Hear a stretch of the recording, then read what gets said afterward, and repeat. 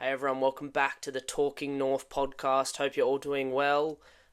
This weekend we are coming up against the West Coast Eagles in what I and many others are going to be considering a must-win game, especially after the performance we put up against the Dockers last weekend.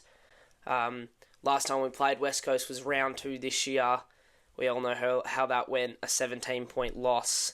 We're up by as much as 30 points in the second quarter, and yeah, it's still, looking back, one of our worst losses of the year. So going back to Optus Stadium to play them for the second time this year, I think anything less than 4 points is a disappointment from this game.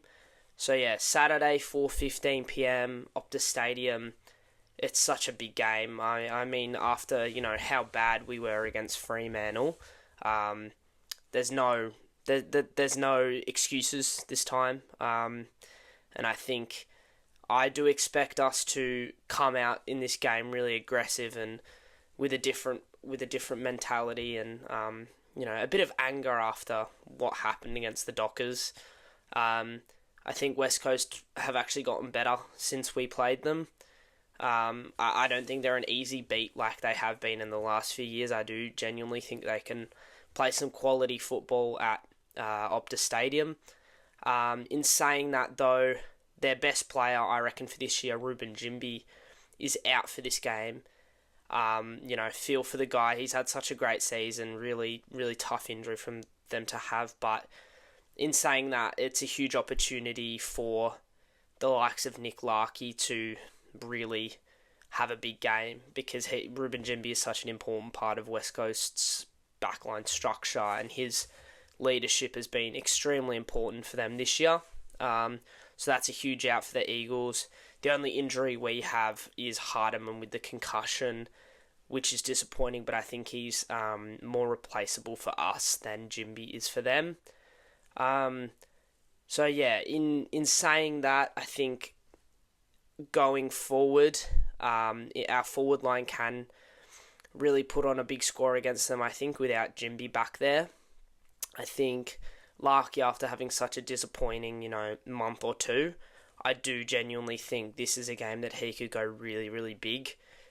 He's kicked some pretty decent bags against the Eagles before, so I think this is a huge opportunity for him to turn around his season. But that doesn't just come from him. I think the delivery going inside 50 needs to improve. We need to lower our eyes. Our structure up forward needs a little bit of a change. But I think it is a big opportunity without Jimby back there for our forwards to put on a big score. In the midfield battle, I think in the past West Coast midfield has been pretty poor. And we've usually been able to get on top of them. But I think Harley Reid is playing as well as he's ever played. He had one of his best ever games against us back in round 2. But I think the difference between then and now is the midfielders around him are starting to play some really good footy. You've got Tim Kelly kind of getting back into career form. You've got their ruck, Bailey Williams, who in the past I have not rated at all as a player, but I think these new ruck rules have actually kind of revived his career a little bit. And they've got some other really exciting players. Obviously, Willem Dersma, pick 1. They've got Milan Murdoch. I think they're a bit of a sneaky side, West Coast, and I think the reason we lost to them last time is probably we didn't take them seriously enough, I don't reckon. I think we underestimated their ability. We underestimated what that home crowd can do for them as a team. And yes, this game is our home game, but there is going to be so many more West Coast fans there. So I think we need to shrug that off and, put that aside. And I think we are a better team than them. That not denying that, but I think we're not as far ahead of them as we probably think we are. And I think this is a big danger game. I think the midfield battle is one that we can get on top of, and that can be how we generate a lot of our scores. But if you also look at it, when we get beaten in the middle, we get beaten pretty badly. Against Fremantle and Gold Coast, our last 2 games, we conceded so many goals from centre bounce, and I think a big reason for that, as I mentioned in the previous episode, is Tristan Sherry's inability at centre bounces this year, and he's really struggling with the new ruck rule. So yeah, whether that means Cooper Trembath is in the middle more, who knows? But I think the midfield battle is on a knife's edge. I think if we're on top in the midfield, we win the game. If West Coast are on top in the midfield, they win the game. I think it is such an important thing. Both us and West Coast are fairly decent clearance sides. We're 7th, they're 14th, but I'm pretty sure West Coast numbers have jumped really up. Like early on in the season, I'm pretty sure they were the worst clearance team, but they've in the second half of this first half of the season, they've really excelled as a midfield group. I saw on First Crack a few weeks ago that there was about a 4-week patch from around round 7 to round 11 where the midfield trio of Willem Dersma, Harley Reid, and Bailey Williams was the best centre bounce trio in the AFL. That was just a few weeks before then. It was Sherry, LDU, and O'Sullivan. So that proves to me that both us and West Coast at our best can be two of the strongest teams at clearance. But I also think in saying that, when us or West Coast get badly beaten at clearance, it completely stifles, puts both teams' game in strife. And I think, as previously mentioned, huge battle in the midfield. So that is the most, like any game probably of AFL, it's the most important aspect. And I think after last week, we really need a better midfield performance than we put up against the Dockers. I think their forward line is actually excelling as well recently. I think Jake Waterman is a quality key forward. He's just got a few issues with goal accuracy. I think he's maybe had the most shots on goals this year or thereabouts, but his goal accuracy is about 40%, one of the lowest in the league. But if he has a day where he's not missing, he can really do a number on us. And whether or not we have the right matchup for him, who knows? I think we have a little bit of a crisis in our backline at the moment. We've got Logue, Comben, and Will Dawson were our 3 tall defenders on the weekend. It was one of the first times that those 3 played as a back 3 together, and it did not work, let's be honest. So I think one of those players will make way. And I think their West Coast forward line could challenge us. They've also got Job Shanahan up there. Willem Dersma can sneak forward. As previously mentioned, Milan Murdoch can be a really dangerous small forward for them. So they have players in their forward line that can really damage us. And I think since the Richmond game, we've conceded 100 plus every game. So against the Swans, against the Giants, against the Cats, against the Dockers, against the Suns, and against the Crows, we have conceded 100 plus in every game. So that's 6 games in a row, conceding 100 plus. First team to do that since, North Melbourne in 2024. So we're in, obviously, we've been playing some better teams than we were in the first half of the season, or the start of the season. But it is still a huge issue, our backline, and our inability to stop teams scoring, especially at a rate of knots. When we're actually not that far behind in terms of inside 50s, in terms of clearances. It's just when it goes in there, we find it so difficult to stop our opponents from scoring, and that is such an issue.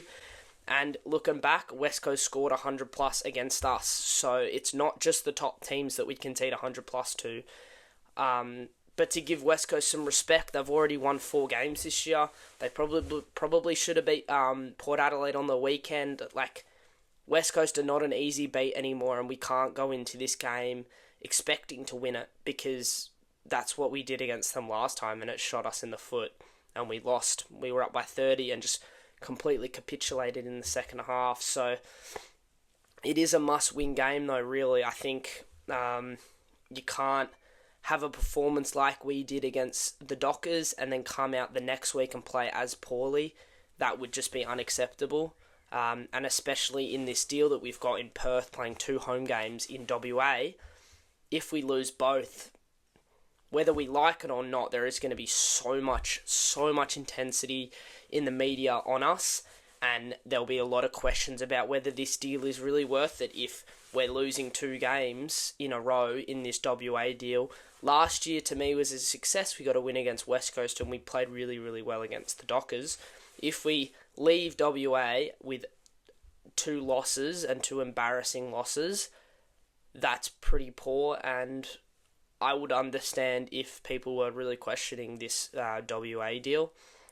So I think for a lot of reasons other than just getting the 4 points, this upcoming game against the Eagles is extremely important. I can't emphasize that enough.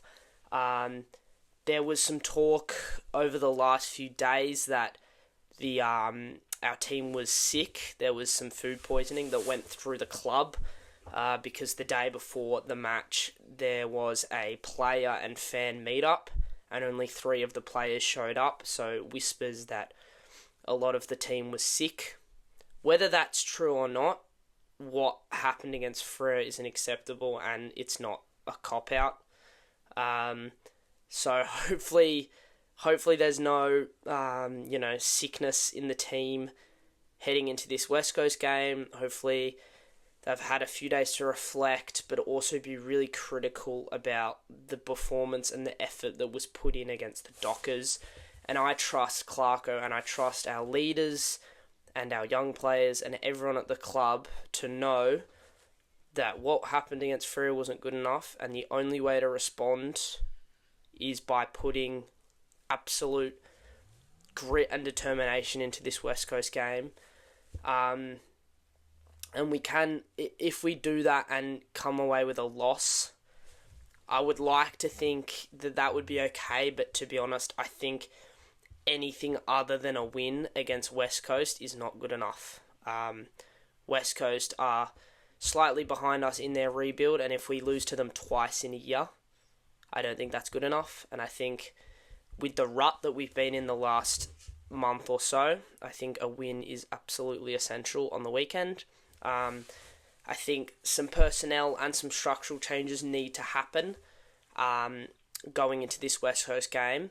So yeah, there's a few changes that I want to happen, I can see happening. Pretty much I think we should have 3 changes, and I think the 3 guys that travelled over to Perth with the squad should be playing. So I reckon Riley Hardiman obviously is out with concussion. I think Tom Blamires should come in. I think he's played pretty well this season. I think that's a pretty straightforward swap. I think Will Dawson, if he's not playing that second ruck anymore, and I don't think we need 2 rucks against West Coast, outside of Trent Barth and Sherry.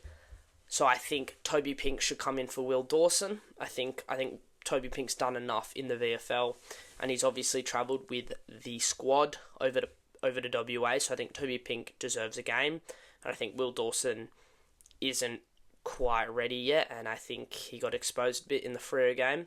So I think Toby Pink should come in for Will Dawson. And then the last change, I think it's time to play Cooper Harvey. I think he's done enough in the VFL, and I think there are some players that should come out of the team. And for this one, I think Cooper Harvey should come in for Charlie Spargo. And what I would actually do there, I would move Caleb Daniel to the half-forward line and place Harvey in that Caleb Daniel kick-out role. So how that would look would be what Spargo's role currently is he's playing a floating half-forward role to be one of the main kickers inside 50, because he's a good kick inside 50. We're no denying that, but I think he's struggling to get the ball, find the ball. And I think Caleb is really good at finding the ball. And I think when Caleb has time, and I think when he's kicking inside 50, Caleb is actually pretty good. So I'd actually like to see Caleb's role change a little bit, playing on that half-forward line, that similar role to Spargo. I think that could really work, because teams are obviously using Caleb Daniel to exploit his defensive inabilities. So I think to getting Caleb out of the backline will help not just him, but the team overall. And then I think, Cooper Harvey's ball use is exceptional. I know it's different in the VFL, but at the end of the day, VFL and AFL, it's still 36 players on a ground, goalposts at either end, the ground's the same size, his ability to kick in the VFL and the AFL, it should translate. And I think Cooper Harvey's defensive work has actually gotten better this year. And I actually think Cooper Harvey can provide what Caleb does defensively, maybe even more with a little bit more. I think Cooper Harvey has about 13 centimetres on Caleb. That goes a long way. I think that means Cooper Harvey can match up better on some of their smalls. So I would love to see Cooper Harvey come into the team. To summarise those team changes, I think Riley Hardiman should come in for Tom Myers, Cooper Harvey in for Spargo, and Toby Pink in for Will Dawson. Obviously, on the back of a 124-point loss, there has to be team changes because, 124-point loss, not good enough, etc. Let me know if you would do different or, what team changes you reckon we should do. A prediction for this game, my prediction for this game, I've said many times it's a must-win. So I think we do win. I trust that we get this done because I think we have to. And I think often after a loss as bad as that, not always, definitely not always, it can be as bad, but often after such a bad loss, most teams will come out the next week and play a lot better. And I think if we play near our best footy, I think we can beat West Coast on any given day. Don't think it matters that it's in Perth. I think it's a cop-out if we say that. Our record in Perth is pretty good. West Coast have lost plenty of games in Perth this year as well. So my prediction for this game, I think it won't be the cleanest game of footy. I think there'll be some nerves. I think we'll play a very highly contested game, so it might not be very free-flowing. But I think we get the job done by 15 points over the Eagles. I think, we win by 15. I am pretty nervous for this game, though. I think this is very scary territory for the team if we do lose this game. I think there'll be some alarm bells that go off for sure if we can't get this done. And the morale of the group would be pretty down if we can't win either of these games over in WA. But I see us getting it done in a close one, 15 points. But what do you guys reckon? Pretty big game coming up here. It's a season-defining game, I think. Thanks for watching, guys, and hopefully the Roo Boys can get it done.